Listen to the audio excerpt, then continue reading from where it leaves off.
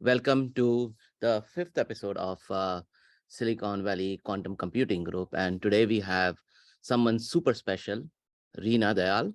She is from Quantum Ecosystems and Technology Council of India.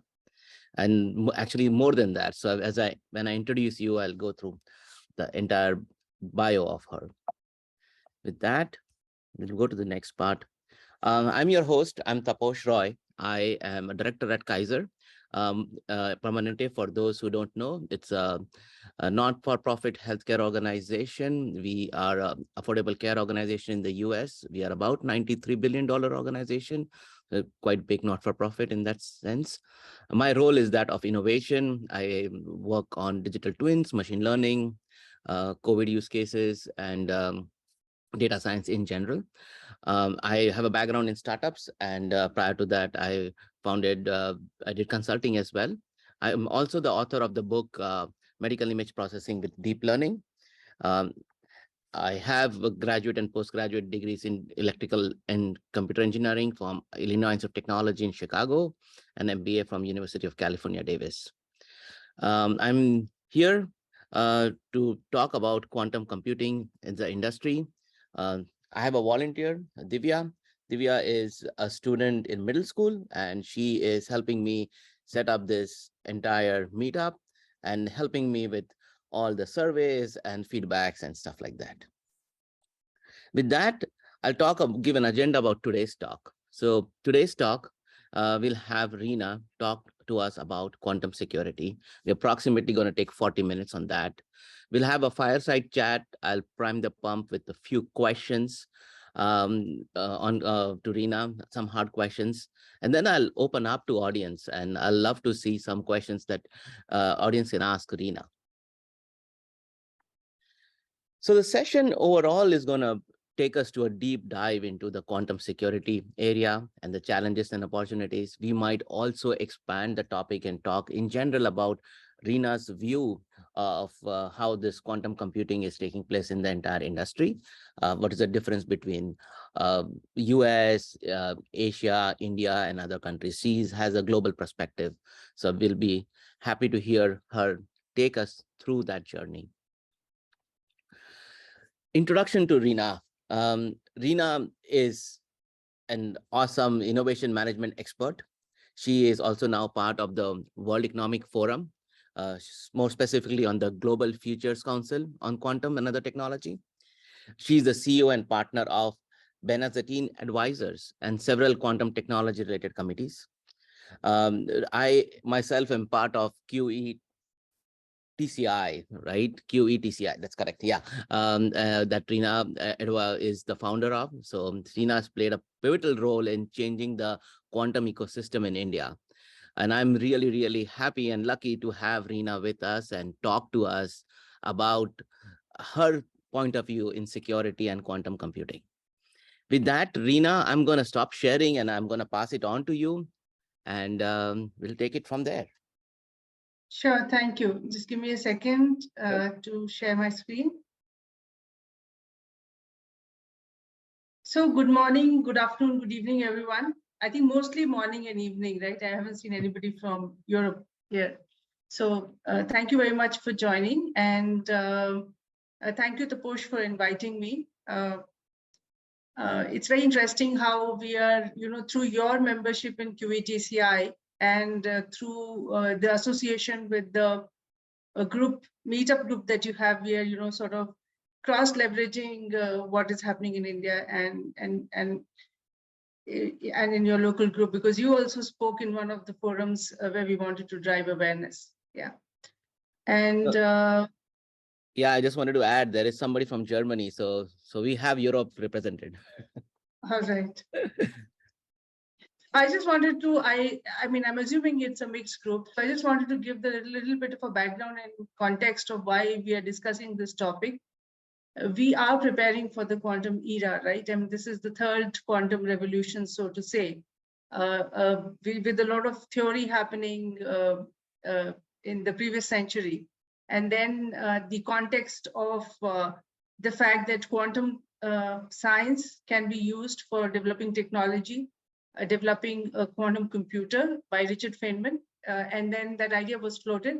And now in the last few years, there has been effort in actually getting a realistic quantum computer out there. And if you look at this chart, it really shows you how the process has accelerated and progress has accelerated in the last few years, really. So there is, very gradual progress that we've seen from 1998 onwards. And then suddenly from 2016 onwards, the slope of the curve changes. And of course, it has changed drastically in the last 1 and 2 years, right? So this is also a reflection of the fact that governments from around the world are investing heavily in this space. So is the private sector in US and Europe and China, and of course in small pockets all around the world. But I think in terms of the private sector investment, they seem to be maximum in the US. The government investments are on the tune of 33 billion USD and growing, right? I mean, that's the number a few months ago. And then in the recent past, there have been more announcements about new projects and new initiatives in the US, in Australia, in other locations, in India. So, these numbers are growing, and there's a fair amount of work happening in this space. And we're seeing that reflected in the kind of progress that we're seeing all around us, not just in computing. This diagram represents computing and the number of qubits that are available, but then so much is happening on the quantum sensing side, on quantum communications, and so on. So what does that mean? It means that, say if we are preparing for the quantum era, the number of qubits is going to grow. The noise in the circuit is going to get addressed better. The problem of decoherence is going to get addressed better. And we will move towards, at least that's my viewpoint, we will move towards a scalable quantum computer. Whether that is going to happen in the next 5 years, 10 years, that is open to debate, because we're talking about millions of qubits. But definitely we will see consistent and steady and exponential progress as we move forward. What does that bring with it, right? I mean, of course, it brings a lot of processing power and capability, and opportunities to solve different kinds of problems. But we are here to discuss about security. And as we gear up towards a quantum future, we realize that RSA 2048 is not secure, with the hyphen there, which is missing. Most hash functions are not secure. So whatever we use for cryptography today, whether we're talking about data at rest, data in motion, whether we're talking about on the communication channel or elsewhere, it's all suspect. And of course, there is also an opportunity that opens up when we think of quantum networks, right? So today we are talking about quantum computing, but when we look at communications and we think of the quantum internet or quantum networks, that opens up new possibilities. It is going to require new protocols for communication. It is going to require new standards. It is also going to require new kinds of devices which can allow, so different kinds of repeaters which are specific to quantum memories, so that you can cache this data on the network without, decohering it or collapsing the qubits. Remember the no cloning theorem. So, and then of course, gateways and what kind of protocols are required, what kind of handshakes are required.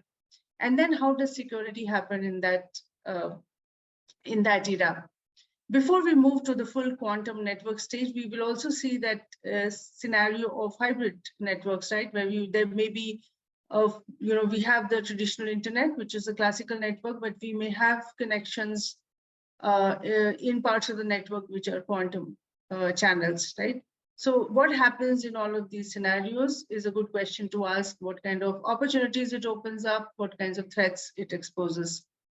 And then, of course, in all of this, there's an opportunity to leverage from quantum behavior and see if things can be made better, whether we're talking about the hybrid environment or as we move to, in the very, very long term, to a full quantum network. Let's examine both of these, separately. One is, of course, when we look at the impact that is likely to be there with respect to cryptography. then all the various algorithms that are listed here, which are used in symmetric key encryptions or for public key, or for digital signatures, public keys for digital signatures and so on, they're not going to be secure in the longer term from a quantum perspective. So that poses certain challenges, right? And so where exactly is the problem when we say, when we talk about RSA 204.8 not being secure, and, everybody who's from the tech industry may not really be working on data, right? And while they may be looking at security from a certain perspective, or even if you are, so who are you? The question comes up, when you look at this problem, who are you? Are you a company that works on infrastructure? You provide the servers and the network elements and so on? Are you the entity who works on the operating system or the system software? Are you the entity who works on applications on top of that? And therefore you are a vendor who is providing these solutions to large corporates or maybe end consumers or small companies. And all of this could be on the cloud, right? I mean, are you a cloud vendor and do you host everything over there? Or are you a large bank and you buy, and if you're a large bank, for example, you would be leveraging the cloud infrastructure. You would also be having some stuff which is legacy and which is in your own data centers, and you manage it there. Within the data center, you will have a hodgepodge of a lot of legacy applications. Some of these could be supplied by vendors. Some of these applications are in-house, managed by your IT team. And so it's gets pretty complicated the moment we start thinking about who you are and how are you, what kind of tech elements you are using, which could be impacted by this problem. So, so that's the orange boxes, who are you? And what is, how does that impact you? But then what is impacted? Where is the problem in the infrastructure perspective? It could be, we're looking at compute elements or the network elements, the OS and the firmware, or the applications, right? And different entities may be providing that. And of course, when you really come and start going deeper into where the challenge will be, where is encryption being used? It's being used everywhere. It is used for data at rest. So where you're storing the data, and it needs to be encrypted depending on the importance of the data. You could be, in the data may be moving. It could be data in flight, and that could mean many things, right? You could be sharing data. It could be going on your local network. It could be going, the data may be getting transmitted in encrypted form to a different on the wider metropolitan area network, or it could be just on the internet, right? And a lot of sharing that happens there. Or some sort of a file transfer may be happening somewhere. It could be any form, but that's data in flight.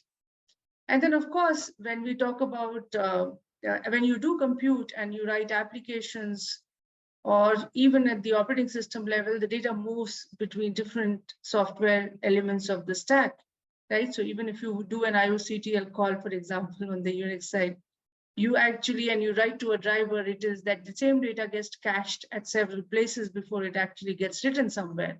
So which means that you could have multiple points at which data is being treated differently with different encryption algorithms, right? And that needs to be addressed. All the transient data that is in the cache, we know that cyber attacks, there are cyber attacks that target cache. So there are encryption mechanisms that are built into that today.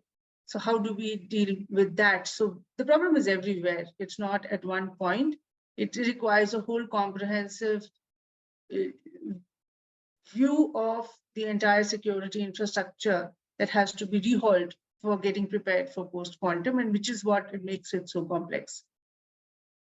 Of course, from a very basic, simple implementation perspective, from a solutioning perspective, NIST has been working in the US on seeking various proposals for algorithms that could stand the test of quantum, right? And they've gone through 3 rounds, and in early 2022, they announced some of these algorithms which are considered quantum safe as of now.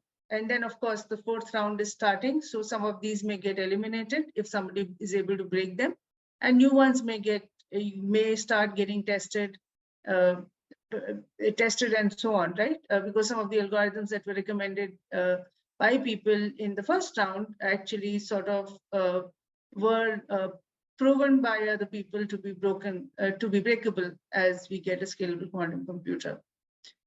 In some senses, on the cryptography side, the target is always a moving target. I mean, before we have the current standard for encryption, we had other algorithms, right? An earlier version of RSA.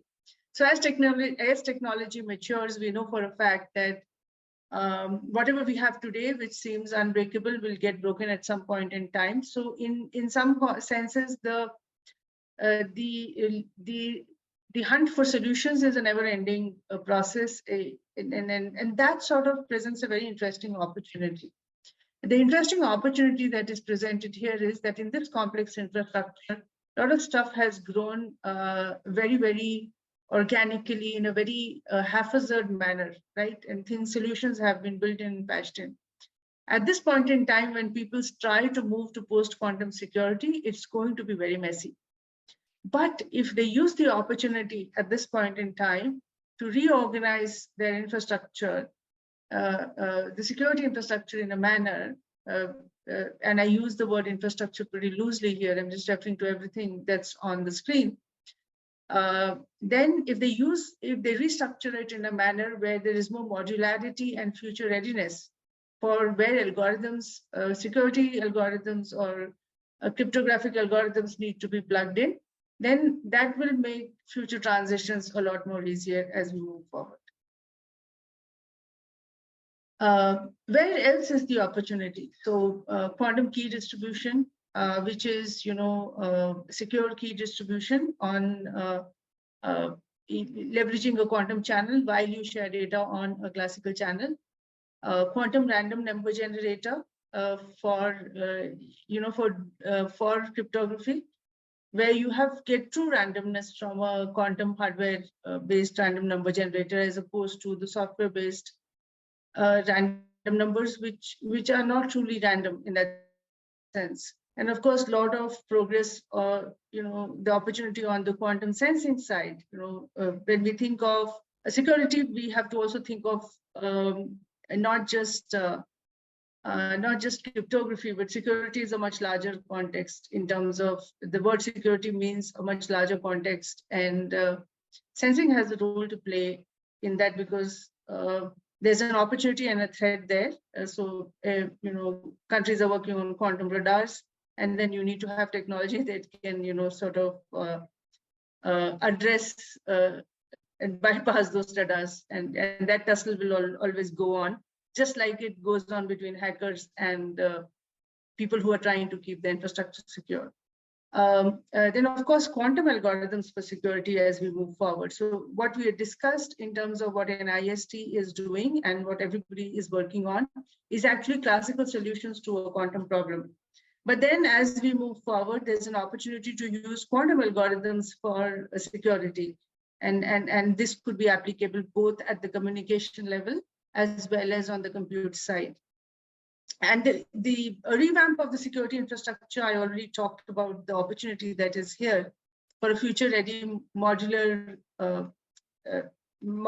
application or infrastructure or OS, whatever level we are talking about.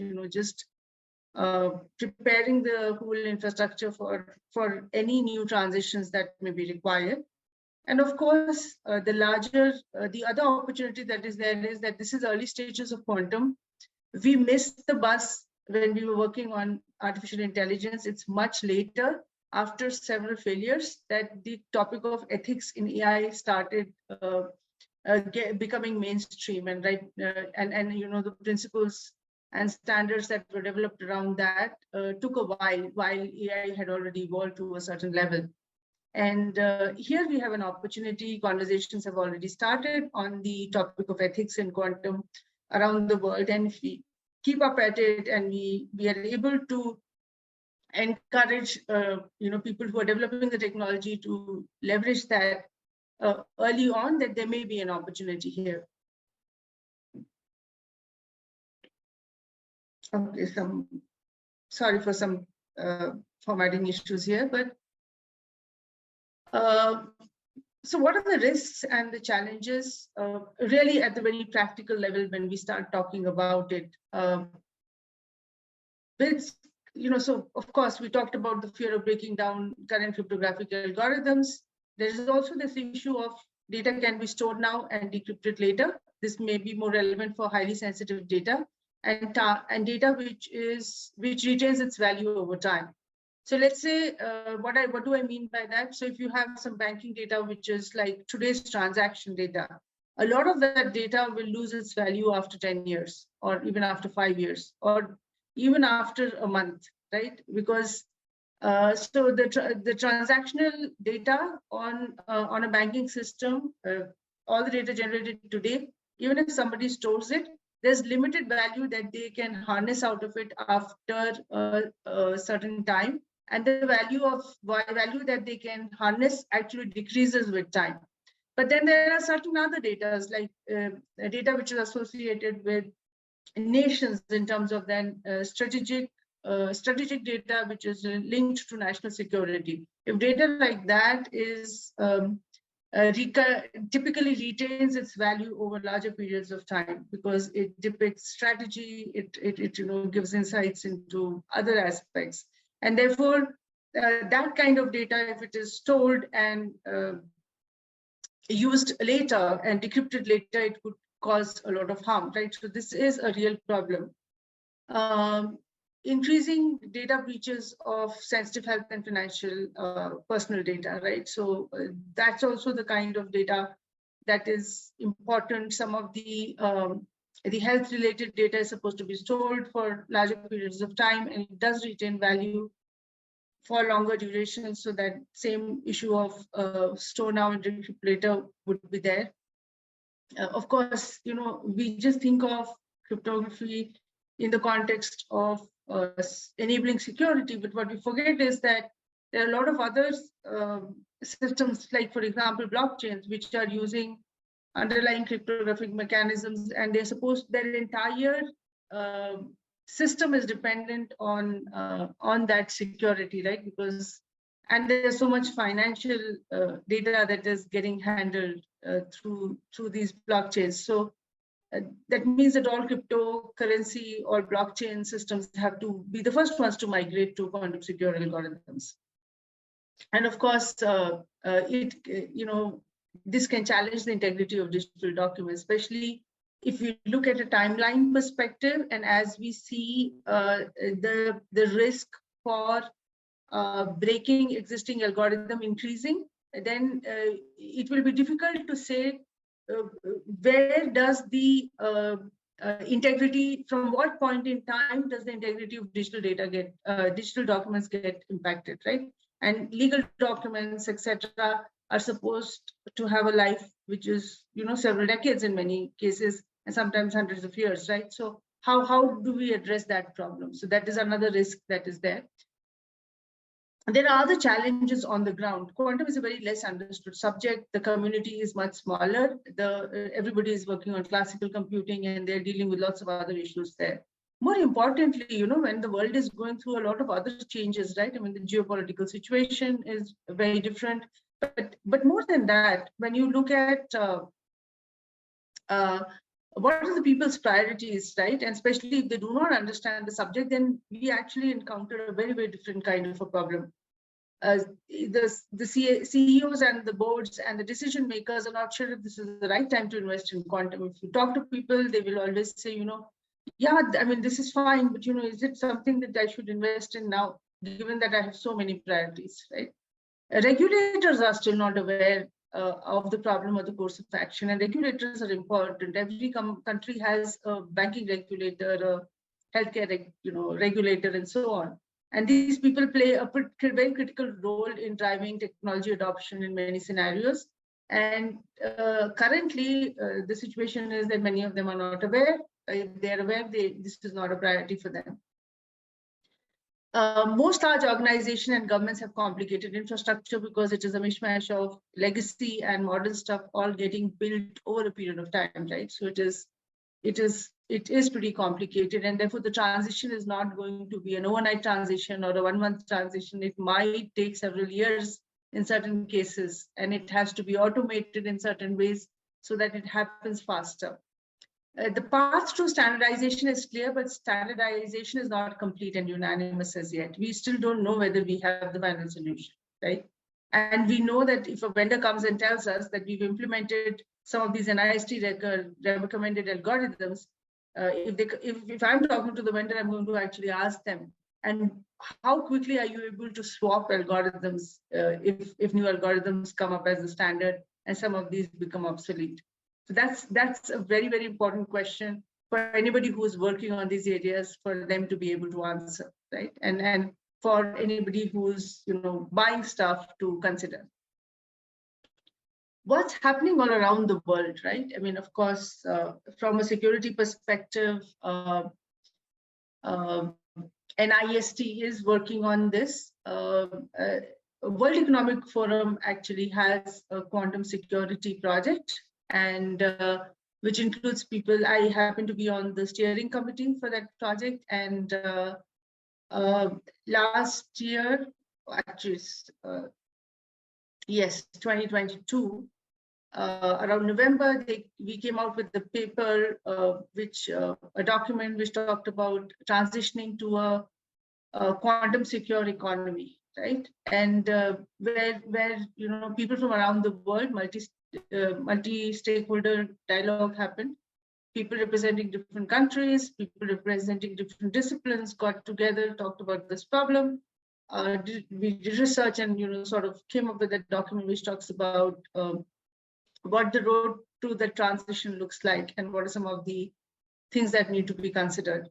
So that's the first step. Now the next step is that there is some discussion happening on how actual implementation supporting movement to post-quantum cryptography, how are we going to give insights which are directly usable by people on the ground? Let's say the CISO and his team, the Chief Information Security Officer and his team, how can they use that? There is an Institute for International Security Studies based out of Australia, which is also focusing on the larger topic of meta-ethics in quantum.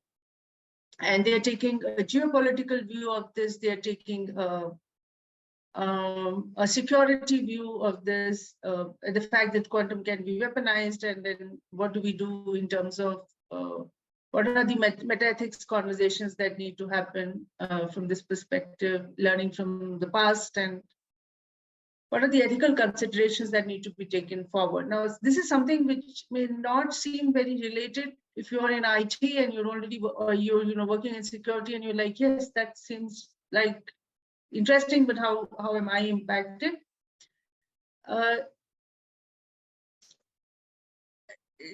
There may be implications in terms of the kind of collaborations that are going to happen across the world, whether there will be closed boundaries across nations, open boundaries across nations.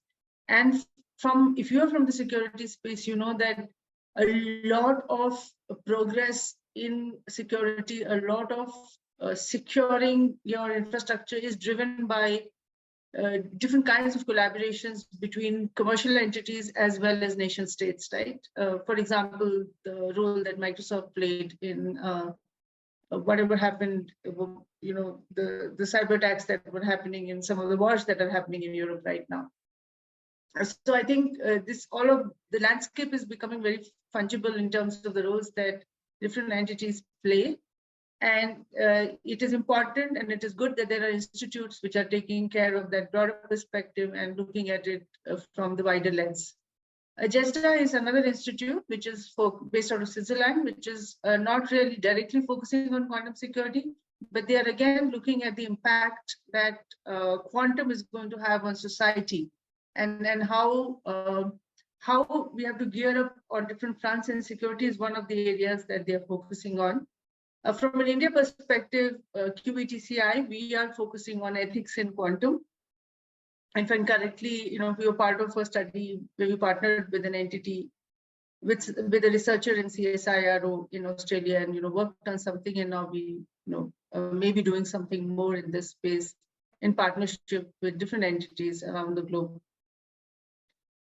We are also driving the quantum security agenda, partnering with other entities in India and with the government to work on a larger plan for how things can move faster in this space. We also look at the way India is structured slightly differently in terms of the kind of industry representation we have, and what that means for how we need to handle security, not just for quantum security, not just for India, but what is the role that some of the industry in India can play in the rest of the world. Interestingly, all the laws that are placed here are companies that are working in some aspect of quantum security. And another interesting thing is that they're from all around the globe. So you can see, like the top right corner, companies in Russia, China, Taiwan, Japan. Not on the top right corner, but we have Japan here represented here. We have US, India, UK, quite a few companies in UK, and Europe. So pretty much the whole, a very large portion of the world represented here in the form of these companies. These may not be the only companies. These are the most prominent ones that we've listed here. I know for a fact, for example, we did an incubation effort last year where we invited people to submit their ideas and then give them 3 months to work on completing prototypes and proof of concepts, and encouraged formation of startups. And these were on multiple themes. But one of the winners was the top 3 winners was a group that was working on a new cryptographic solution for post-quantum security, right? So, I mean, definitely a lot more happening in this space as we move forward. So that's more from a security perspective. There are companies which are trying to create these solutions which are which will allow people to move to post-quantum security. And many of them right now focusing on discovery. How do you discover where the problem is in your infrastructure? Having said that, when you look at the networking side, I think there are 2 different approaches that are emerging across the world. A lot of companies,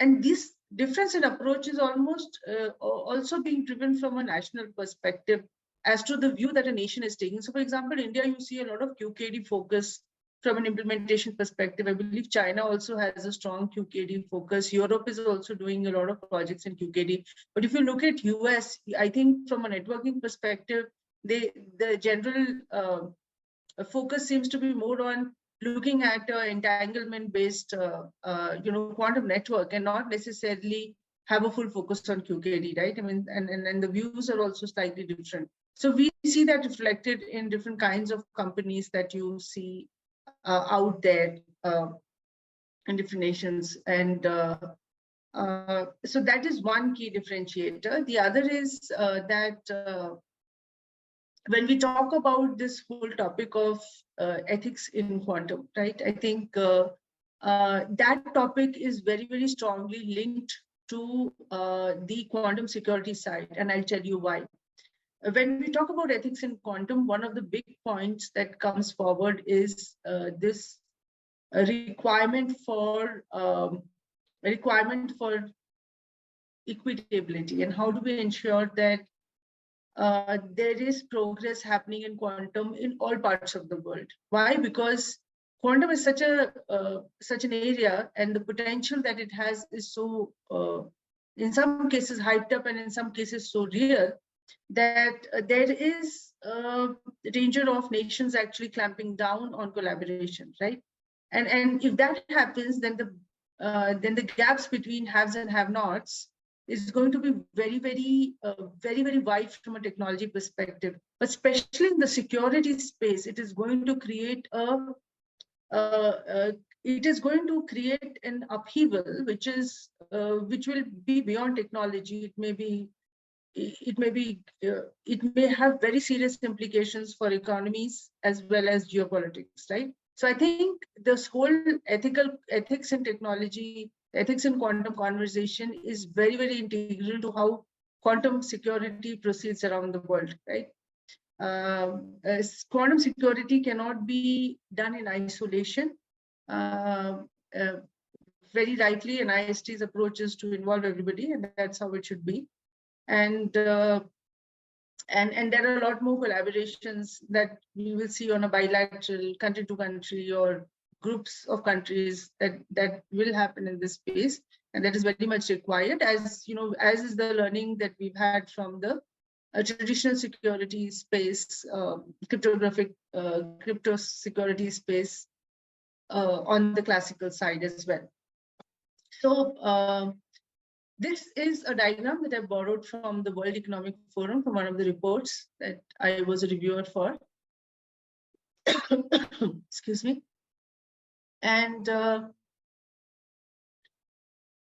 this is a little bit of a guideline as to how anybody needs to look at quantum security in terms of how we move forward for post-quantum security. So of course, there has to be a vision at the organization level or an entity level, you know, if, let's say we talk about the government. And you know, if the vision is to enable to transition to quantum secure ecosystems and mitigate quantum threats, then these are the drivers for change. And at an ecosystem level, so quantum threat materialization, regulatory pressures, you know, talking to the regulators, market dynamics, and cryptography management needs. These are things that are part of the ecosystem and need to be addressed, which is why earlier I talked about that the fact that regulators are not aware right now. So a bigger issue that we have is to drive awareness, right? Not just look at solutions, but drive awareness, and drive awareness at different levels. You know, you have a different conversation when you talk to the board or the CXOs. You have a very different conversation if you talk to the chief information security officer and their team. And of course, programmers need very different kinds of inputs, right? So I think that's whole awareness conversation has to be a multi-tiered conversation. Then, of course, building the knowledge pool, culture and socialization, which is training and awareness. This is this vertical addressing that. And then governance and processes. How do you provide executive support, vision, and roadmap? This is not just true for a company, but then how does this roadmap look at a national level? How does it look like from an industry level with the regulator? All of this, this has to be done at each stage. We are talking about a completely new technology, and hence the need to start doing everything from scratch across all segments. And of course, this is something that we discussed. This box really does represent the earlier diagram that I talked about, where we split up the infrastructure into different forms and looked at where the problems are. And then, of course, factors for success is ecosystem cooperation, a lot more innovation and research needed in this space, standards and certifications so that everybody knows what we need to strive towards, and sustainable business and long-term investments, right? And because you're investing for a future, if the question is going to be, hey, if you're not going to have a quantum, scalable quantum computer ready next year, why should I invest today? Then driving that awareness, you go back to the awareness square and say, you know, unless you drive the awareness, the sustainable business and long-term investments are not going to come in. But companies can fall if they don't do this investment. And that's why the board should be concerned. And once we make them understand this, which is happening on a case-to-case basis, then, you know, things become more real and more relevant. I'll stop here, and I don't think I needed to go into the details of the algorithms themselves. I believe there was a session earlier where you already had all of those, so I decided to talk about things which are, you know, very different from that, but still very relevant and pertinent, hopefully. I'll take a pause here. Taposh? No, Reena, this was really insightful. Thank you for walking us through this. In fact, it's serendipitous that I was working on a book basically on the intelligent governance for both classical as well as quantum world. So I'm gonna send you that, and it's just timely. It just happens that you talked about it, and my thing is also there. I'll send you a draft copy. It's still a work in progress. I'm like 3 months away, but that's great. I also wanted to, I mean, get your perspective on a couple of major world event things. I think if you can stop sharing, we can get more. Yeah, sure. Yeah.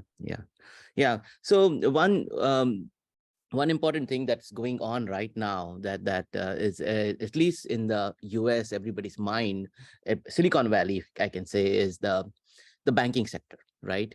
So overall, the Silicon Valley Bank used to be one of our Silicon Valley startups go-to bank at one point in time, and with that not doing well and other banks being in danger, I wanted to get the world's perspective or your perspective on how does this financial impact the startups, because these are growth mode startups, these are not value mode startups right now. So what do you think about this thing?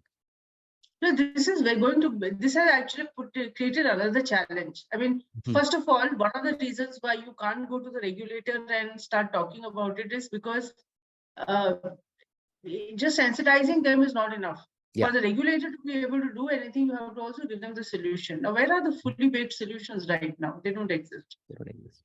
Things are all work in progress, right? Yeah. That's one angle.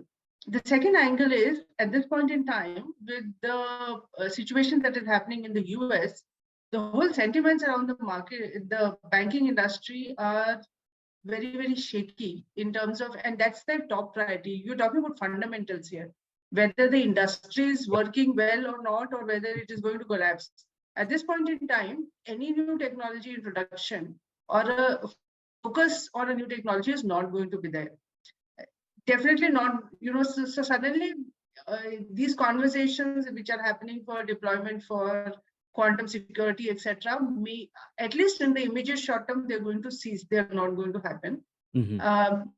In fact, not just in the US. If you look at in India, I'm pretty sure I was so I had some conversations with the regulatory RBI is the regulatory entity. RBI. Their innovation, they have a separate company which focuses on technology innovation for the regulator. And I had a conversation with the CEO there, and then this was not on his agenda.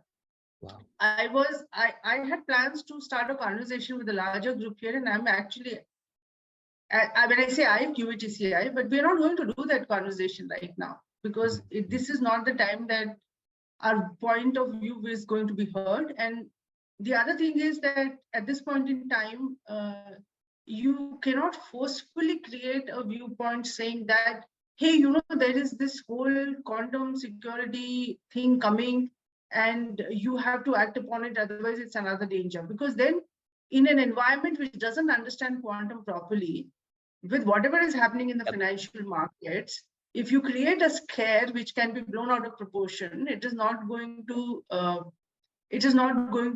bode well for anyone, right? And the other thing is, in reality, we all know that we don't know the timeline, right? I mean, but we do know that the transition will be difficult. It will be taking long.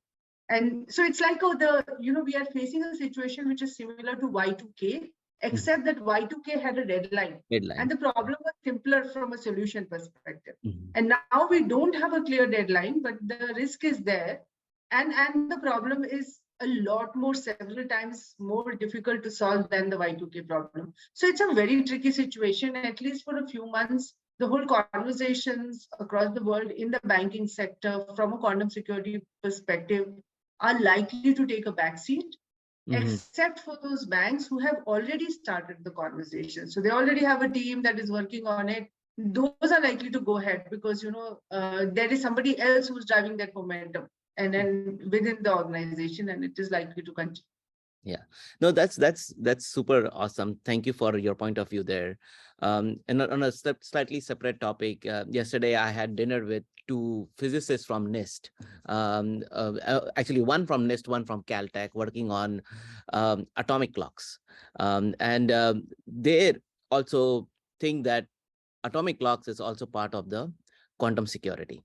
especially when you talk about GPS communications. In Mhm. addition to that, they also talked about quantum sensors in general. And so I wanted to hear uh, your perspective. I know computing is what we saw right now. Is there any perspective you have on the quantum sensors, which is now available now, works now to some extent, like not the magnetometrics, but the other ones work right now? What do you think the growth for that is, and what does the World Economic Forum think about it as well, if you can? So I'll just give my personal viewpoint, Okay, not sure. really speak on Yeah, behalf of anybody here. yeah, sure. Uh, uh, so definitely we talked about communication, but then there is satellite communication, Hmm. and there is QKD communication by satellite, and then I think there is research happening in multiple areas related to satellite communication using quantum, right? I Yeah, mean, at different stages across different difference. Yeah, countries and in yeah, different formats, QKD yep, based or non-QKD based, and yes, so on. yeah. There is also a role that sensors play. Now, when we talk about communication in satellite communication, there is also this whole angle of uh, synchronization, and I think that's where the sensors come in, or Yeah. the clocks come in, and Hmm. then of course sensors for other reasons, right? I mean, for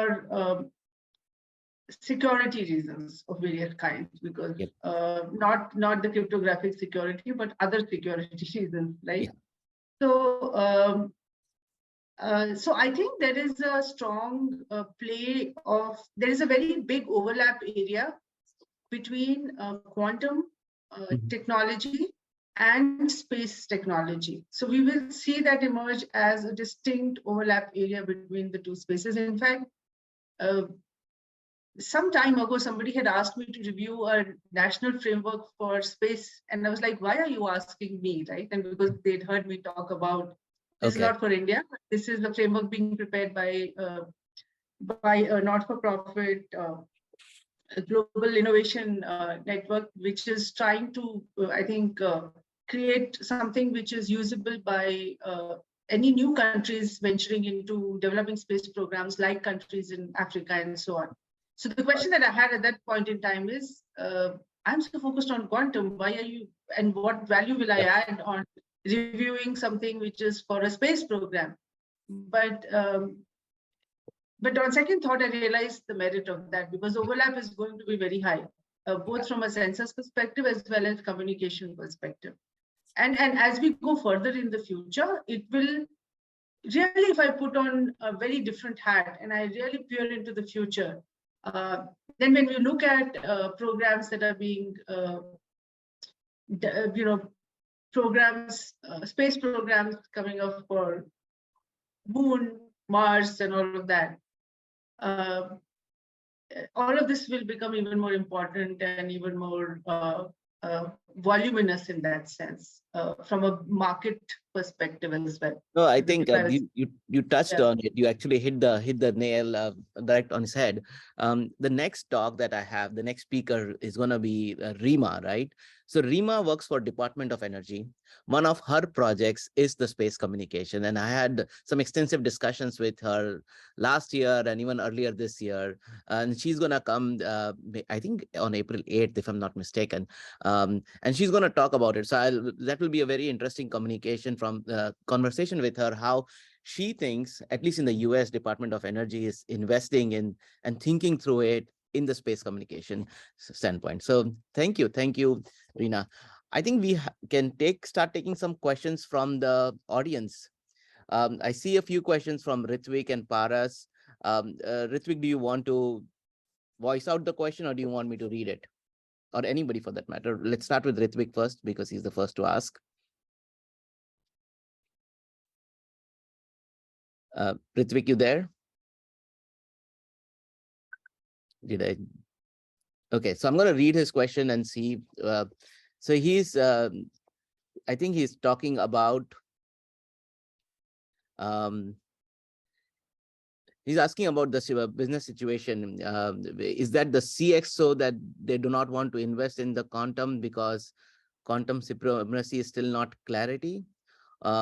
from your point of view, I see on from the views I see on LinkedIn and on the forum in academia seems to be divided on where the difference is. So I gather he's asking from a business standpoint, the investment is Yeah, not there. Yeah. I think uh, he's talking about, if I understand correctly, Ritvik is talking about investment in quantum in general, not specifically for quantum security. Yeah. In And general.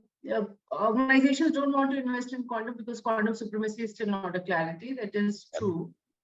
We don't know when we will have the scalable quantum computer, but remember, when we had those first mainframes and IBM was handed, there was a discussion happening about desktops, right? Desktop Mhm. computers, and it was like, it seemed like a fantasy. Yeah. And there were people who made comments like, what will be the world market for desktop computers, right? And we see what it is, and from those large mainframes which still exist, we have those small devices, which we can't live Yeah. without, and even smaller devices, which are IoT, right, and pretty powerful ones. So technology usually progresses in a certain way. Uh, should we completely blindly believe that, uh, just because technology has progressed in the past in a certain way, should we blindly believe? No. But we've seen recent progress in quantum as more money has been pumped in and multiple kinds of approaches are happening. It's not as if everybody's working on a single type of quantum computer. There are at least 7 to 8 very popular uh, hardware approaches that how qubits should be created. Whether it Yeah. is superconducting qubits or photonics based, and within photonics there are different approaches that are being taken. So I think that if you look at that, and if you look at the amount of investment that is going in, you look at the typical way human potential really plays out in terms of finding solutions, I don't think you can really say that we will not have some form of an advanced computing format. And I'm being very diplomatic when I say that, right? Because directions can change a bit, but we will not have progress is not an option, right? Because Moore's law is coming to an end. We have whatever we have, and may Gordon Moore rest in Yeah. peace. Recently. He Yeah. just passed away, and his legacy is just amazing in terms of the amount of progress that we've seen in that space. But what is the next step? It has to be an alternate technology, and everybody's betting on quantum because it seems the most viable. Mhm. So I think there is a need for understanding this a bit better. Of course, companies also have this pressure of quarter to quarter, right? And they get questioned on that more. Yep. But companies which have boards which are which have a very strong handle on the longer term, and you can see those tech companies who have that, and even in other sectors you see those companies where they have boards which are very strongly focused on the longer term. They will all invest, and then everybody else will follow. No, that's awesome. That's right, absolutely right as well. I see a few other questions. I see Paras has a question. I see Ramesh has a question. Think go to Ramesh. Do you want to unmute and speak it, or do you want me to talk to it? I mean, I'm okay either way. Ramesh Makwana, you want to be on the? Yeah, Hello. yeah. Go ahead, Ramesh. Hello. Can you hear me? Yes, yes. Yeah. Actually, my question is from social media and news. I observed that Europe is investing a lot in developing quantum computing infrastructure, innovation and research, and also startups, and lot of seminars and lot of conferences are happening. I wanted to know about India because I do not know whether means I personally do not know or whether it is happening less.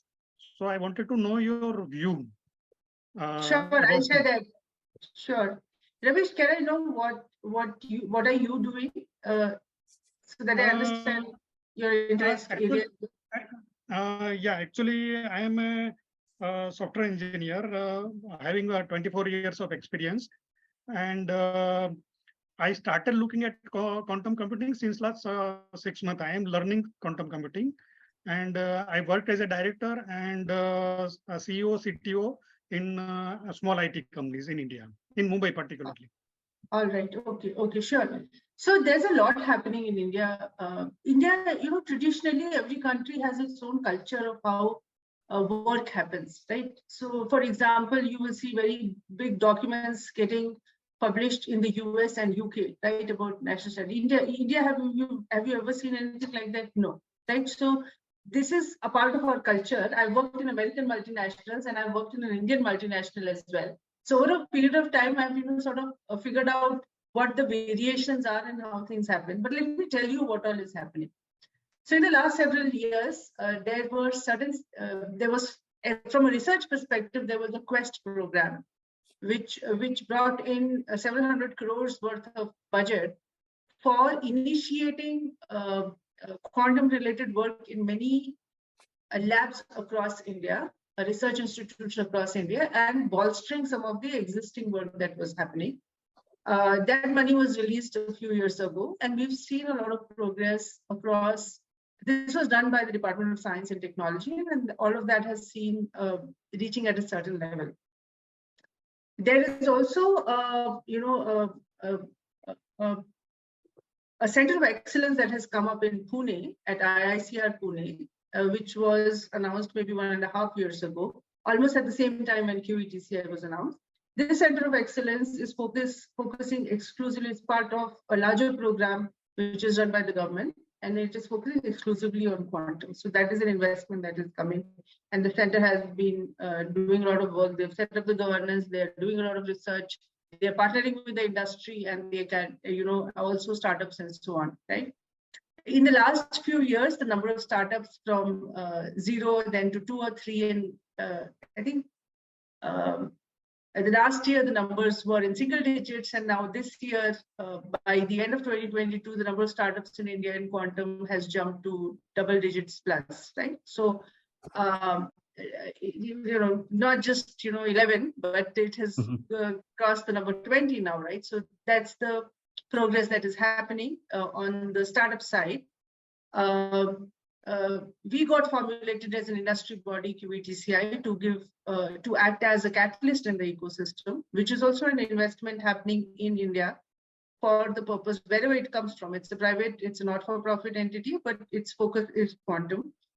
Apart from this, there is some of the world's largest system integrators are based out of India, right? I mean, if you look at all these companies, TCS, Wipro, Infosys, HCL, Mindtree, and the lot, all of them, they work with some of the largest industries across the world. In fact, for quantum security perspective, if we can just get this right with the system integrators, we will help in solving the problem, not just for India, but from a quantum security perspective across the world, right? I mean, so one of the focus areas for us is to see how we can drive this through them, not just for the Indian market, but for the global market, right? Because anyway, security is a global concern.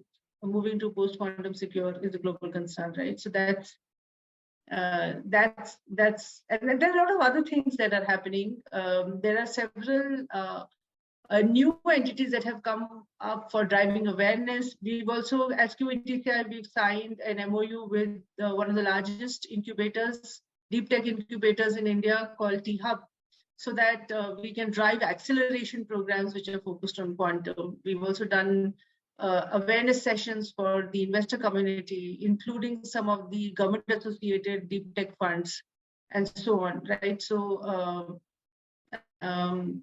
so there is activity both from the government side, on the startup ecosystem side, on the large corporate side, on the industry body side, right? I mean, QBTCI is an industry body which is a catalyst entity. So a lot of things are happening. I hope I answered your question to some extent. Yeah, I think we can take one last question. I know we are about time, but I think Paras has his hand up for some time. Paras, you want to go ahead and ask a question, sir?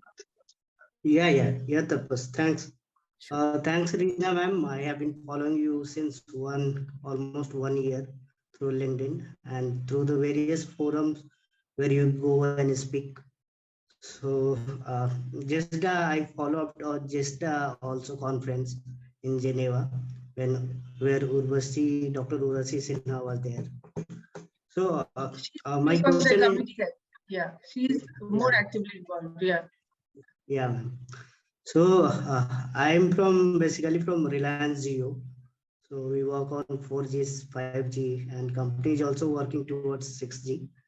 So a bit of interest in that, whether going forward, the convergence of 6G plus quantum computing or quantum communication specifically, do you see something on that? I don't know if the timelines will match. There will be a convergence eventually, but maybe more 7G onwards. Not, I don't know if it will happen with 6G. Some things will Okay. get tried out in 6G, definitely. But Yeah, but if you look yeah, at the like larger, sorry, go ahead. yeah, like we are talking about the integrating the satellite communication in 6G release or 6th generation network. So maybe something of quantum communication also maybe, or it is just too far-fetched, too early, I guess. So first of all, I will not be able to give you the exact answer, but from what I'm understanding, there are some aspects that are getting discussed, but in a very realistic manner from a time frame perspective, the larger portion of integration is going to be the next generation, 7G onwards. That is my viewpoint. There is an entity in India called the Telecom Standard Development Society of India, TSDSI. And I think you might be aware of them, right? Yeah, ma'am. Yeah, I am going for their conference on Monday. Yes, yes. So they are right now working on, they also represent India at ITU and other places. And right now they're working on 6G, plus they're also working on a 7G planning. And one of the things that I know is that they have just recently created a quantum focused group, right? And the same is true. And if you look at ITU has several standardization efforts that have started off from a quantum perspective. To really understand at what stage the standardization efforts are, there is one standard which is also about getting terminology correct in terms of what is what from a quantum perspective, and then sort of focus at how software, when you look at software defined networks, what is the kind of paradigm that is going to evolve on the quantum side. Then how do you standardize something like QKD? What is true QKD and what is not true QKD? Because there's a lot of debate that was happening earlier on that. So between them, and then of course there is this European standard body which is focusing on communication standards, and of course IEEE has standards, several standardization efforts that are going on, which includes some communication standards, right? So I think if you look at the gamut of that, if you just examine the standardization space and see the development there, it seems difficult that you will have very large integration, a lot of integration between what's happening on the quantum side with 6G. That's my opinion. Yeah, thanks very much. Thank you, By the Paras. way, Paras, Reliance is one of our large members for QPC. And Yeah. yes, or yeah, Reliance Jio. Yeah, all right. Yeah. No, that's great. Thank you. I know we went a little bit about time, about 4 minutes, but I really appreciate everybody. And I know it's late in India. So wish you a good night. And thank you, Reena, again for showing up for this thing. Really appreciate it. And I think your talk was really well received. And we'll be posting it on YouTube. And people can check it out there as well. Thank you. Thank you. All right. Thank you very much. Bye-bye. Bye.